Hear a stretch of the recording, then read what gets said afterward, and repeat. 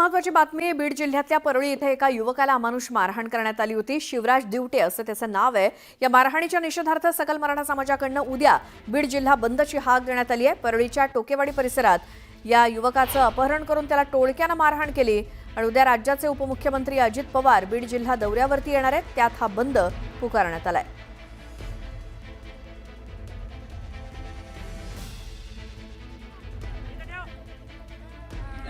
अधिक माहितीसाठी जाऊयात. आमचे प्रतिनिधी सुरेश जाधव आपल्या सोबत आहे. सुरेश, ज्या पद्धतीनं या युवकाला मारहाण झाली आहे ती अतिशय अमानुष, म्हणजे इतके सगळे प्रकार बीडमध्ये घडले, कारवाई होतीये, मात्र तरी देखील धाक नाहीये या गावगुंडांना किंवा या टोळक्याला. हे पुन्हा एकदा सिद्ध झालंय. काय या प्रकाराबद्दल सांगाल?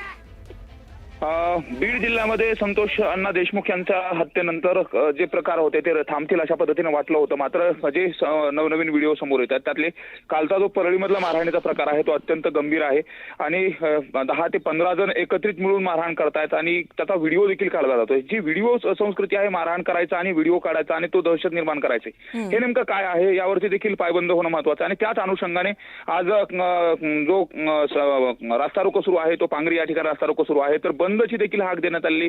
उद्या कडकडीत बंदची हाक देण्यात आली. सर्व जे काही सर्व धर्मीय लोक आहेत त्यांच्या वतीनं हा बंद पुकारण्यात आलेला आहे.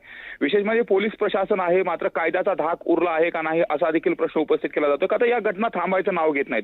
कालची घटना, या अगोदरच्या देखील घटना आणि ज्या घटनांची मोडस ऑपरंटी आहे ती सेम तशाच पद्धतीने आहे. मारहाण देखील तशाच पद्धतीने केली जाते, राऊंड करून मारहाण केलं जातं आणि माफी मागायला लावली जाते. इथपर्यंत हे जे सगळं आहे हे थांबणार कधी असा देखील प्रश्न उपस्थित केला जातोय. विशेष म्हणजे उद्या जे बीडचे पालकमंत्री अजितदादा आहेत ते देखील उद्या बीडमध्ये दौऱ्यावरती आहेत आणि त्याच पार्श्वभूमीवरती हा बंद देखील करण्यात आलेला आहे. त्यामुळे नेमकं संतापजनक घटना घडलेली होती परळीमधली, त्या संदर्भात अजितदादा नेमकं या संदर्भात काय करणार हे देखील पाहणं महत्वाचं आहे. मात्र लोक संतापलेले आहेत, रस्त्यावरती उतरत आहेत आणि त्या घटनेचा निषेध देखील व्यक्त केला जातो.